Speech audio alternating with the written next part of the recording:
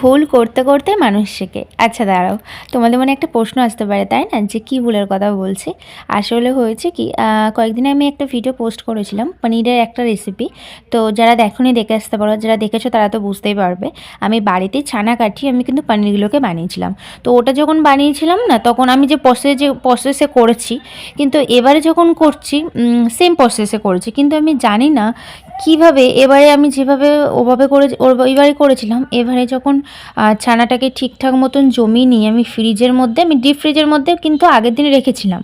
তো আমি ভাবলাম যে সকালবেলা আমার যেহেতু রান্না করতে হবে, আমি যদি ডিপ ফ্রিজের মধ্যে রাখি তাহলে হয়তো সকালবেলা উঠে আমি না ঠিকঠাক ওটা কাটতে পারবো না।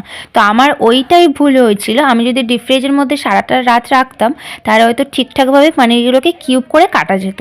তো কী করা যাবে, নেক্সট টাইম যখন করব এইটা অ্যাপ্লাই করব। তো যাই হোক, আমি এখানে তো ভাবলাম যে কী করব বুঝতেই পারছিলাম না, ভেঙে যাচ্ছিলো। ওই জন্যে মাথায় একটা বুদ্ধি বার করলাম যে দেখা যাক যে ময়দার কোটিং করে তারপর ভাজি। কারণ কি বলো তো, রান্না করতে এমনি কম বেশি ভালোবাসি, ওই জন্য না রান্নার টিপস মানে যদিও না জানি, ঠিকঠাক মাথায় না চলে আসে, ঠিক আছে। তো সেরকমভাবেই কিন্তু আমি ময়দার ওই কোটিংটা দিয়ে এগুলোকে কিন্তু ফ্রাই করে নিয়েছিলাম। এদিকে দেখো, এদিকে ফ্রাই করার সময় কিন্তু একদমই কড়াইতে লেগে যাচ্ছিল না, ঠিকঠাকভাবে কিন্তু ফ্রাই হয়ে গেছিলো, ঠিক আছে। তো তারপরে আমি দেখো কিছুটা পনির ওইভাবে ভেজে নিয়ে তারপরে কিন্তু বাকি যে কটা ছিল আমি কিন্তু সবগুলোকে কিন্তু ভালো করে এইভাবে কিন্তু ভেজে নিয়েছিলাম। তারপরে আর কি, তারপরে এবার গ্রেভিটা করতে হবে। তার জন্য কিন্তু দেখো এখানে কড়াইতে বেশ কিছুটা সাদা তেল দিয়ে দিয়েছি। আর আমি এখানে হচ্ছে তোমার পুরোটাই কিন্তু হলুদ ছাড়া এখানে রান্না করব, ঠিক আছে।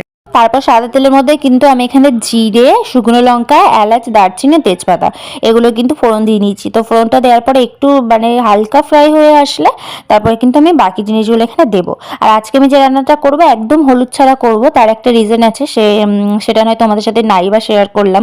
কারণ সব জিনিসটা সোশ্যাল মিডিয়াতে শেয়ার করা আমি পার্সোনালি একদমই পছন্দ করি না। কার কেমন লাগে আমি জানি না, বাট আমি পার্সোনালি পছন্দ করি না। তো যাই হোক, আর তারপরে হচ্ছে এখানে দেখো আদা, কাঁচা লঙ্কা আর জিরের একটা পেস্ট আমি এখানে দিয়ে দিলাম। দিয়ে ভালো করে এটা নেড়ে ছেড়ে নিয়ে তারপরে দিয়ে দিলাম একটা টমেটো। আর আদার কাঁচা গন্ধটা চলে গেলে তারপরে কিন্তু টমেটোটা অ্যাড করবে, ঠিক আছে। তারপরে ভালো করে একটু নাড়াচাড়া করে নেওয়ার পরে একটু আমি স্বাদ মতো নুন দিয়ে দিচ্ছি। নুনটা এই কারণে দিচ্ছি যাতে টমেটোটা একটু তাড়াতাড়ি গলে যায়, ঠিক আছে। তো ভালো করে নেড়ে ছেড়ে নিয়ে টমেটোটাকে ভালো করে চেপে চেপে দিয়ে দেখবে কিছুক্ষণ পরের মধ্যে কিন্তু টমেটোটা গলে যাবে, ঠিক আছে। আর হ্যাঁ, যেটা বলছিলাম, সোশ্যাল মিডিয়াতে সব জিনিসই শেয়ার করা আমার পার্সোনালি পছন্দ না। অনেকেই এর জন্যে অনেক কিছু বলতে পারে যে দেখো ভিডিও বানাচ্ছে আবার শেয়ার করবে, তো সেটা কি হচ্ছে। কারণ দেখো সবারই পার্সোনাল জিনিস বলে একটা জিনিস থাকে, তাই না। আর আমি যদি সব কিছু সোশ্যাল মিডিয়াতে তুলে ধরি সেটা তো ঠিক জিনিস না, কারণ সেই জিনিস